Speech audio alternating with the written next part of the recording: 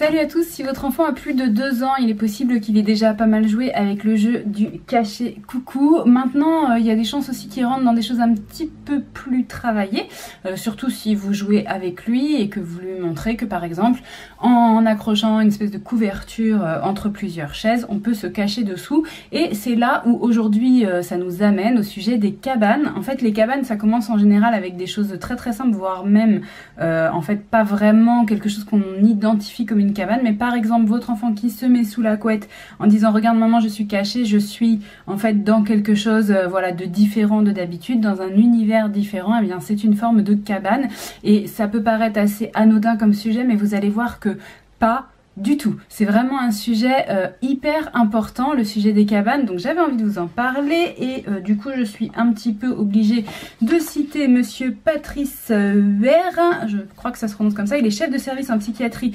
infanto-juvénile des Hauts-de-Seine et en fait il a écrit dans Enfance et Psy, il a écrit quelque chose vraiment spécifique à l'enfant et aux cabanes. Donc ça s'appelle L'enfant et les cabanes. Et du coup,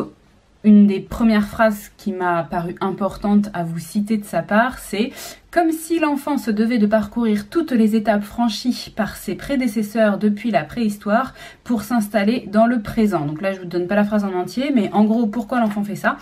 Parce que tout simplement, il a besoin d'assouvir un réflexe qui provient d'expériences archaïques passées, des expériences voilà, qui sont inscrites en lui de par son histoire, tout simplement. Et ces expériences, elles répondent à différents besoins. Un des besoins sur lequel je vais passer assez rapidement, c'est le besoin de sociabilisation, les besoins de fonctionner en groupe, parce qu'en fait,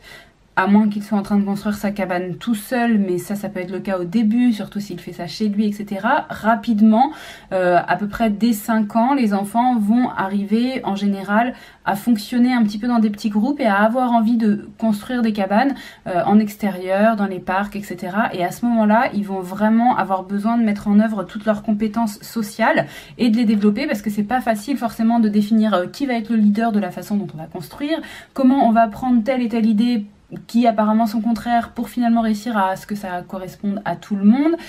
comment on va réussir à organiser les choses pour que quelqu'un aille chercher le matériel, quelqu'un d'autre mette en place, et comment on va faire tenir toute la structure avec peut-être un tel qui tient ici, l'autre qui tient là, l'autre qui pose. Enfin voilà, ça demande vraiment de se coordonner, de s'organiser, et ça c'est des compétences assez intéressantes, mais je passe vite dessus parce qu'elles sont assez faciles à comprendre.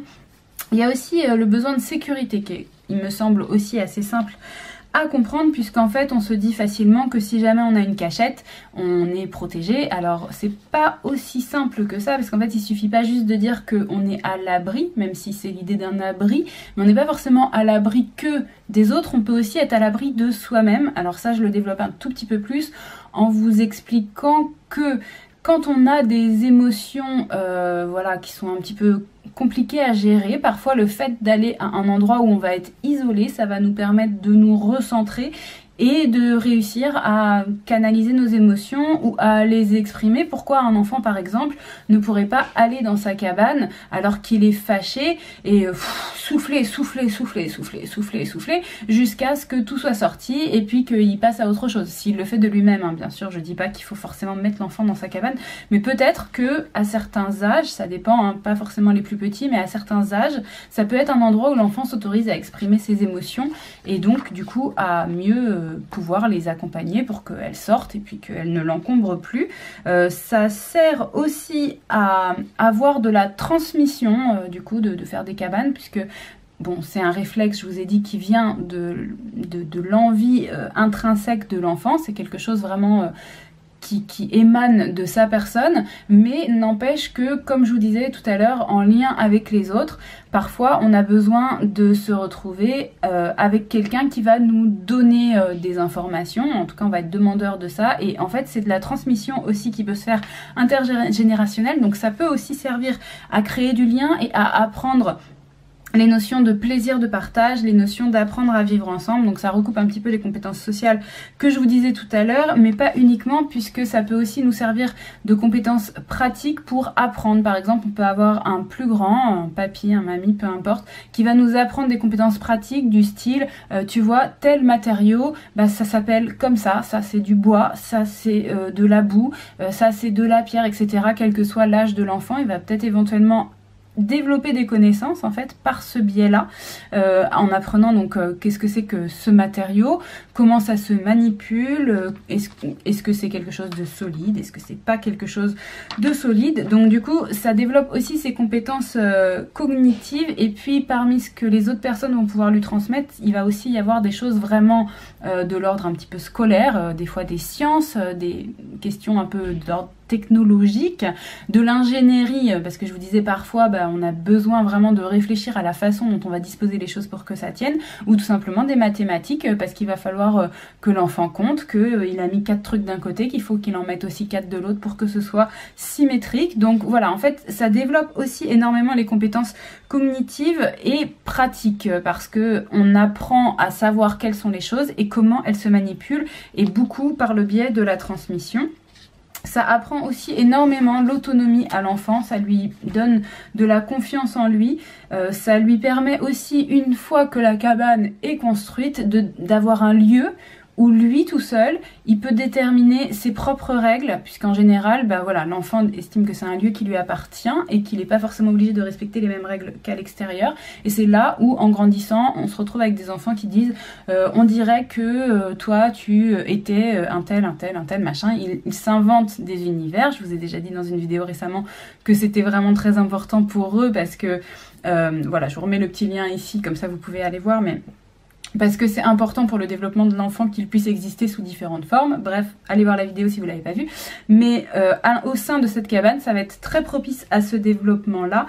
Et puis surtout pour les plus petits, surtout, mais c'est valable aussi pour les plus grands, l'enfant peut décider, l'enfant est décisionnaire, l'enfant est le chef. Donc s'ils sont plusieurs, ils ne sont pas tous chefs, mais ils sont en général d'accord, ou alors s'ils ne sont pas, ils trouvent les solutions pour finalement l'être. Mais en tout cas, il peut y avoir une façon d'exister en tant que chef ou en tant que autre chose, ce qu'ils ont envie, qui n'existerait pas forcément. En tout cas, ils peuvent avoir une fonction différente de celle qu'ils ont d'habitude, parce que rarement à la maison, ils vont pouvoir avoir cette espèce d'omnipotence sur tout ce qu'il y a autour d'eux. En général, voilà, ils ont quand même des règles à respecter qui ne sont pas vraiment les leurs. Au sein de la cabane, ils vont pouvoir définir les leurs. Donc voilà, c'est quand même un endroit assez privilégié pour ça. Et puis ça va leur permettre aussi éventuellement d'avoir des comportements qui ne sont pas autorisés, de parler en utilisant des mots qui peut-être ne sont pas forcément les mots autorisés. Vous pouvez très bien avoir 3-4 enfants dans une petite cabane qui sont en train de dire gros mots sur gros mots avec aucun adulte à côté. Bon voilà, c'est une façon pour eux de s'exprimer d'une manière qui normalement est interdite, mais là qu'ils s'autorisent, et pourquoi pas. Et puis pareil sur les comportements, on peut peut-être s'imaginer que dans une cabane, ils vont moins être repris s'ils mettent leurs doigts dans leur nez, ou j'en sais rien, voilà. Donc du coup, c'est un petit espace où ils peuvent avoir leurs règles, et en fait, ça leur apprend aussi des choses sur la notion d'intimité, parce que du coup, ils peuvent éventuellement, dans ce type d'espace, développer quelque chose qui leur est propre, qui est à eux, et qu'ils n'ont pas forcément à retranscrire aux adultes. Donc vous voyez, ça commence à imbriquer quand même pas mal de choses,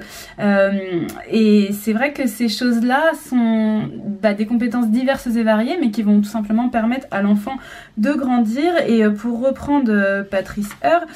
il dit aussi que le fait qu'on soit à l'heure actuelle dans une ère de virtuel, ça n'efface pas du tout ces besoins fondamentaux, qui sont des besoins qui sont tellement importants, que ce que je voulais vous souligner en fin de vidéo là, c'est que les adultes aussi parfois se tournent vers les cabanes, puisque on sait qu'il existe des lieux où les adultes peuvent aller voilà, dans des cabanes. Alors sur le coup, quand on y pense, on se dit que c'est juste rigolo parce que ça change, mais en fait c'est un petit peu plus profond que ça. La cabane, c'est un lieu qu'on associe quand même à un genre de havre de paix, dans lequel on va peut-être avoir la possibilité de faire quelque chose d'assez introspectif. En général, dans une cabane, on évite d'avoir les sollicitations qu'on a d'habitude chez nous. Et donc du coup, c'est l'occasion en fait de se recentrer et peut-être de faire le point voilà, sur des choses de notre vie. Et c'est aussi pour ça, je pense, qu'il y a des adultes qui cherchent à aller par exemple dans des hébergements atypiques, etc. Maintenant, si vous voulez aller un petit peu plus loin sur le sujet, c'est dommage parce que c'est fini, mais il se trouve qu'à la Cité des Sciences à Paris, des sciences et de l'industrie, il y a eu un grand moment d'exposition sur les cabanes. Ça a duré de décembre 2018 à là janvier 2020, donc c'est pour ça que je vous dis que c'est fini, mais vous pouvez en ligne trouver la fiche pédagogique. Je vais essayer de vous la mettre juste en dessous en barre d'infos. Si vous êtes vraiment inspiré par le sujet et que vous voulez détailler, n'hésitez pas à aller la consulter, vous verrez il y a pas mal de cabanes différentes qui sont expliquées. Donc voilà, ça pourra éventuellement vous donner des petites idées si vous voulez accompagner vos enfants en leur proposant ce type d'activité. Mais sinon, comme je le disais au début, comme c'est un besoin intrinsèque, tout ce qu'on a à faire, c'est juste à les laisser faire. Et quand je dis juste, c'est pas forcément facile parce que quand votre enfant commence à prendre tous les meubles de la maison pour se construire une cabane, parfois c'est gênant, on n'a pas forcément envie que son intérieur soit complètement transformé. Donc sinon il faut réfléchir à qu'est-ce qu'on peut lui laisser à proximité pour qu'il puisse construire cette fameuse cabane, sachant que parfois, voilà, ils n'ont pas forcément besoin d'énormément de choses, mais ils ont quand même besoin d'avoir une certaine liberté, une certaine autonomie, donc il faut que ce soit adapté pour eux. Et puis le dernier point bien sûr que je n'ai pas dit, c'est que la cabane, ça va stimuler à fond la créativité des enfants, puisque c'est eux qui vont décider de tout ce que ça fait, et que je vous ai déjà dit que la créativité c'était vraiment un des besoins essentiels chez les enfants, donc voilà, ça répond aussi à ce besoin-là. Parmi tous les besoins que j'ai cités, vous vous doutez bien que il y en a certains qui sont assouvis par d'autres biais, mais pourquoi pas privilégier quand même l'accès aux cabanes puisque ça répond à autant de choses. Dites-moi ce que vous en pensez juste en dessous en commentaire. Dites-moi si chez vous c'est facile pour les enfants de faire des cabanes ou si c'est un petit peu compliqué et pourquoi. Dites-moi si vous avez déjà vu votre enfant commencer à en fabriquer un peu à l'extérieur et quel âge ils avaient. Moi c'est vrai que Jonas dès 3 ans là il est intéressé pour faire des cabanes. Maintenant c'est pas forcément lui qui est le chef, justement il est plutôt à cette espèce d'air de j'apprends en regardant les autres, mais il est bien sûr hyper intéressé pour aller dedans. Donc voilà, j'attends vos petits commentaires juste en dessous et je vous retrouve très vite dans une prochaine vidéo.